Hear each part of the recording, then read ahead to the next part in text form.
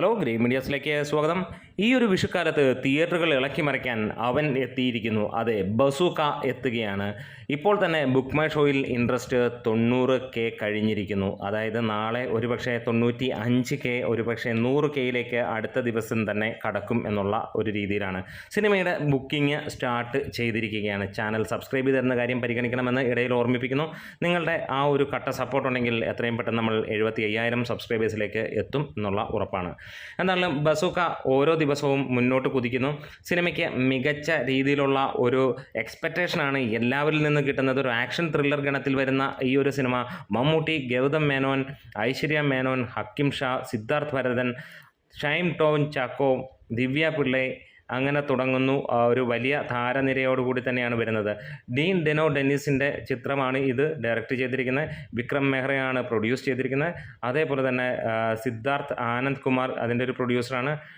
ഡോൾവിൻ കുര്യാക്കോസ് ഇതിൻ്റെ ഒരു പ്രൊഡ്യൂസറാണ്. അങ്ങനെ മമ്മൂട്ടി കമ്പനി അല്ല ഈ സിനിമ പ്രൊഡ്യൂസ് ചെയ്യുന്നതെന്ന് പലർക്കും അറിയില്ല. പക്ഷേ അങ്ങനെയാണ് കാര്യങ്ങൾ വരുന്നത്. 25 കോടിക്ക് മുകളിൽ ബഡ്ജറ്റ് വരുന്ന ഈ ഒരു സിനിമ വലിയ രീതിയിൽ പ്രതീക്ഷയോടുകൂടി തന്നെ വന്ന് നിൽക്കുന്ന സിനിമയാണ്.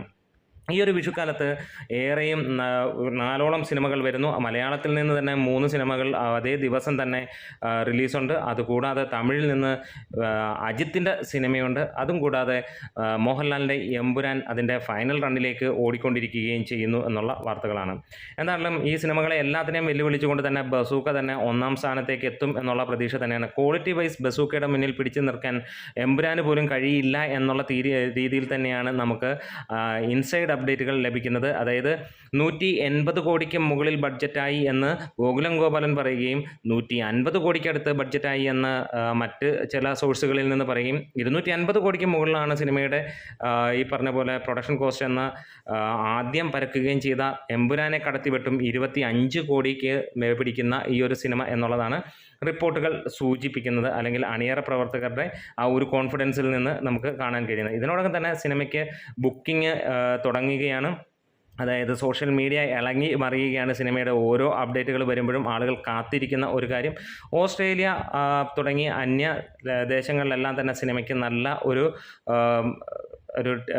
തിയേറ്റർ ലിസ്റ്റ് ഉണ്ട് എന്നുള്ളതാണ് പറയാൻ കഴിയുന്നത്. എന്തായാലും ബുക്കിംഗ് രാവിലെ തന്നെ ഓപ്പൺ ആവുന്നുണ്ട്. ഓസ്ട്രേലിയയിൽ മികച്ച രീതിയിലുള്ള ഒരു തിയേറ്റർ ലിസ്റ്റ് ഉണ്ട്. ജർമ്മനിയിൽ മികച്ച തിയേറ്റർ ലിസ്റ്റാണ്. അയർലൻഡിൽ മികച്ച തിയേറ്റർ ലിസ്റ്റുകളാണ് വന്നിരിക്കുന്നത്.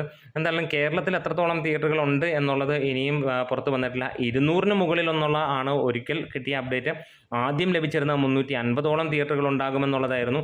അതുപോലെ തന്നെ ഈ ഒരു സിനിമയ്ക്കും ബഡ്ജറ്റിനെ കുറിച്ച് 2 ചർച്ചകളാണ് കേൾക്കുന്നത്. 25 കോടി എന്നുള്ളതും 60 കോടിക്ക് മുകളിൽ എന്നുള്ളതും ഉള്ള 2 ടോക്കുകളാണ് നമുക്ക് സോഷ്യൽ മീഡിയയിൽ കാണാൻ കഴിയുന്നത്. ഒഫീഷ്യലായിട്ട് ഈ പറഞ്ഞ സിനിമകൾക്കൊന്നും വന്നില്ല. നമ്മുടെ ഈ ഒരു വീഡിയോ കാണുമ്പോൾ നിങ്ങൾക്ക് ഇഷ്ടമായെങ്കിൽ തീർച്ചയായും ഒന്ന് സപ്പോർട്ട് ചെയ്ത് തരണം. ഒപ്പം 90Kയിൽ എത്തിയിരിക്കുന്ന ഈ ഒരു സിനിമ ബുക്ക് മൈ ഷോ ഇൻട്രസ്റ്റിൽ 100K എപ്പോൾ കഴിയുമെന്ന് നിങ്ങൾക്ക് ഒന്ന് കമൻസിലൂടെ രേഖപ്പെടുത്താം.